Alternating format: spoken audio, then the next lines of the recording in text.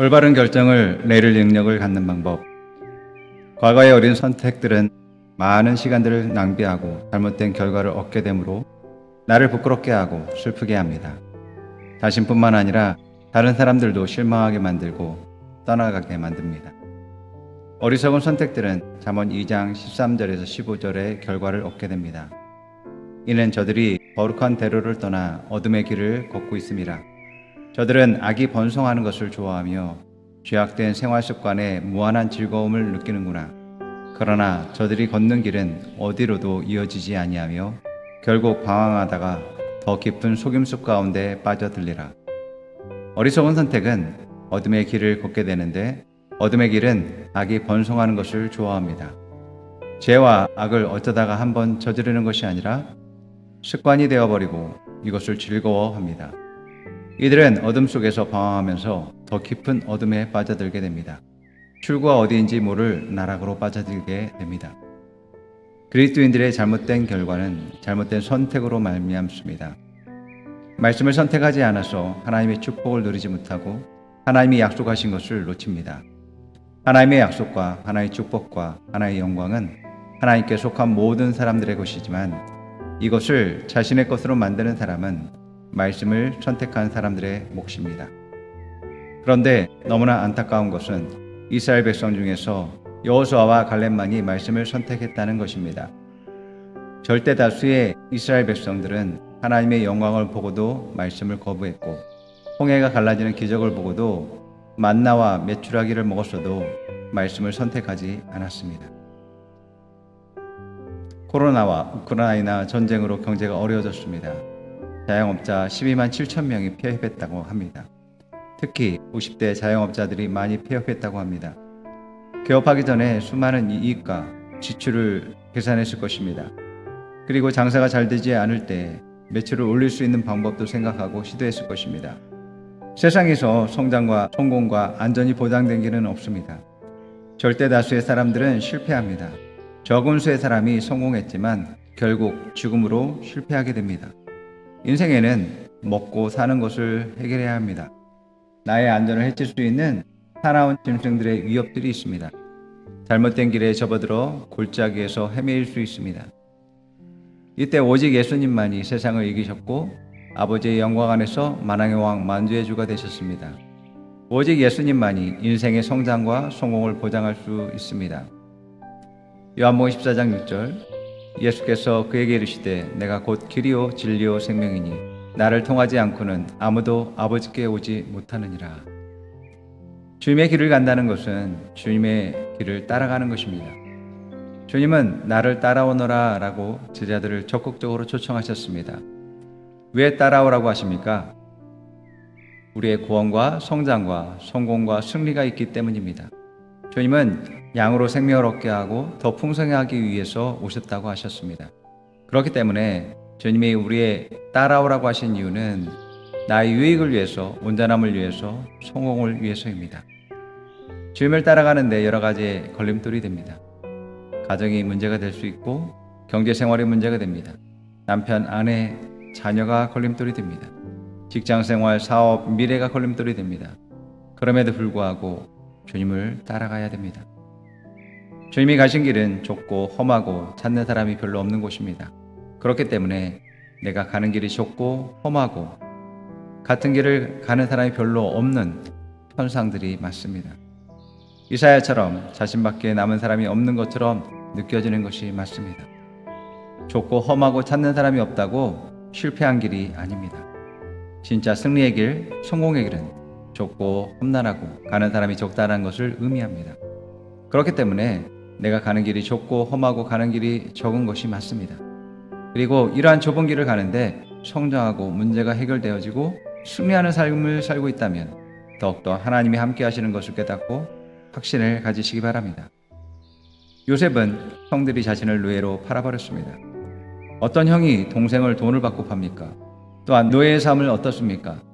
나이는 어립니다. 아는 사람은 한 사람도 없습니다. 일은 힘듭니다. 그래서 요셉이 실패한 것이 아닙니다. 중요한 것은 좁고 험난한 길과 함께하는 사람이 아닙니다. 중요한 것은 물리적 환경이 아니라 영적 환경입니다. 하나님이 함께 하시느냐입니다. 하나님이 요셉과 함께 할 때 하는 모든 일이 형통하게 됩니다. 아무도 하려 하지 않는 힘든 일이지만 성공합니다. 잘 됩니다. 성공하고 잘 되니까 더 많은 일을 줍니다. 길이 더 넓어집니다. 주인이 종들을 더 붙여줍니다. 같이 하는 사람이 더 늘어나게 됩니다. 좁은 문이라고 해서 염려와 걱정하지 마시기 바랍니다. 정말 중요한 것은 주님이 함께 하시고 일을 이루시는가입니다. 확장과 증가의 삶을 사는가입니다. 날마다 더하는 삶, 성장하는 삶을 사는가입니다. 그렇다면 그 길이 맞는 것입니다. 주님의 길을 따르기로 선택했다면 가장 중요한 옳은 결정을 한 것입니다. 아주 적은 소수만이 주님의 길을 선택합니다. 주님의 길은 사람들이 보기에 어리석어 보입니다. 그렇기 때문에 그 길을 선택하지 않습니다. 고린도전서 1장 22절에서 23절을 보면 유대 사람들은 기적을 요구하고 그리스 사람은 지혜를 찾으나 우리는 십자가에 달리신 그리스도를 전합니다. 그리스도가 십자가에 달리셨다라는 것은 유대 사람들에게는 거리낌이 있고 이방 사람들에게는 어리석은 일입니다.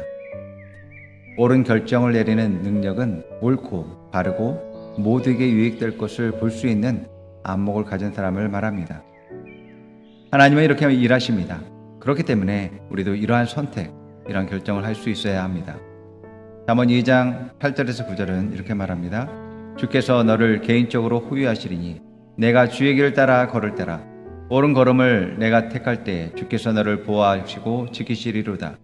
그리하면 내가 무엇이든지 옳고 바르고 공평한 것들을 다 발견하리니 옳은 결정을 내릴 능력을 덧입게 되므로 내 운명의 자리까지 걸어가게 되리라.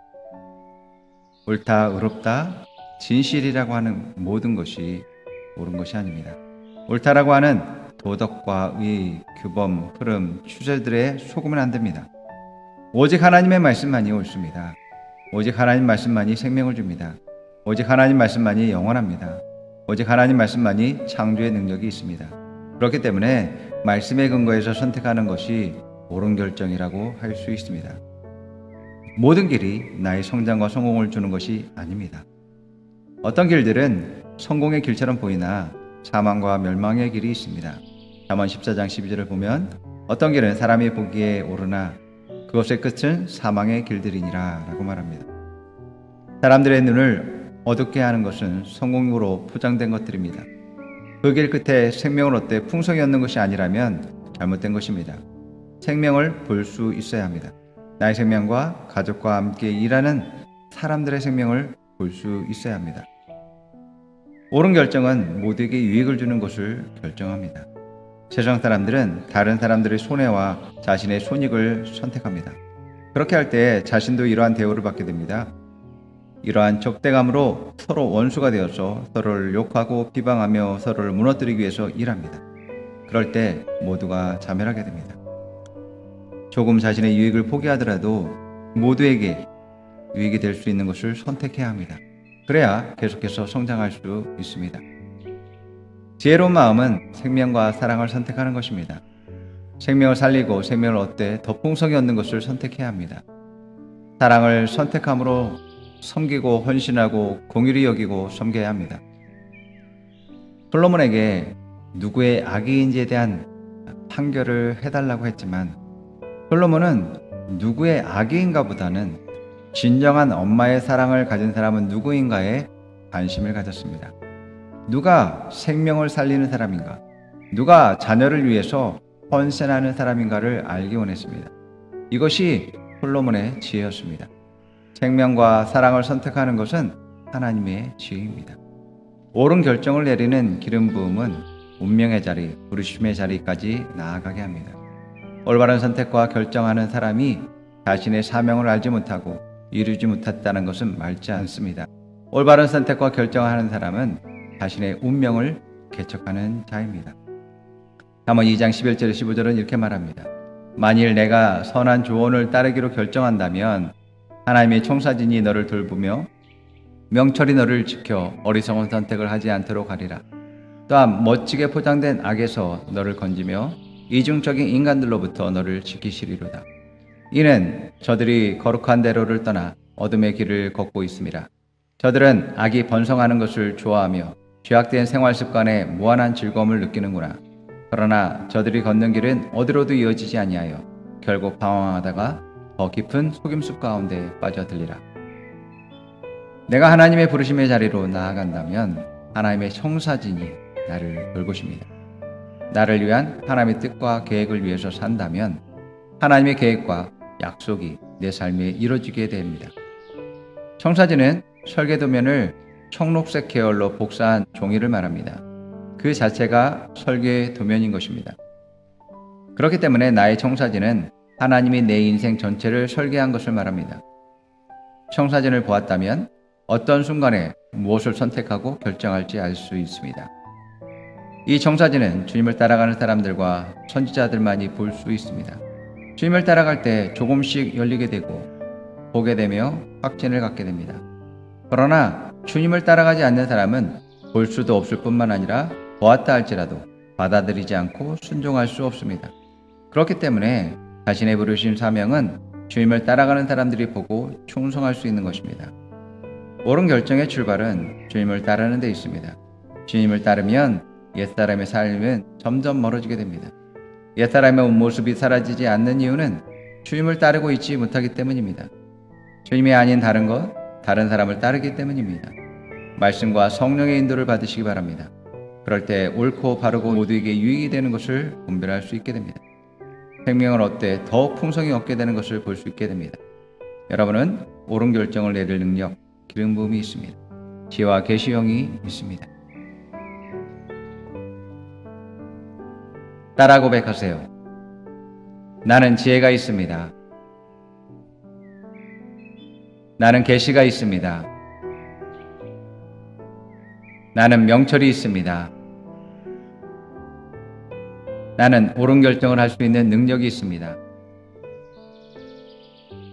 나는 옳은 선택을 할 수 있는 능력이 있습니다.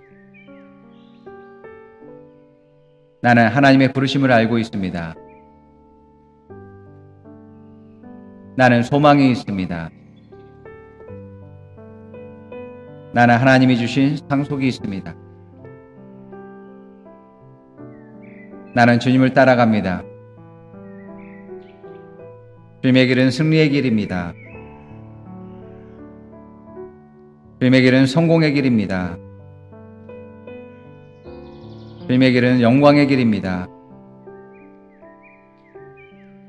오직 하나님의 말씀이 옳습니다. 오직 하나님의 말씀이 생명을 줍니다. 오직 하나님 말씀이 창조의 능력이 있습니다.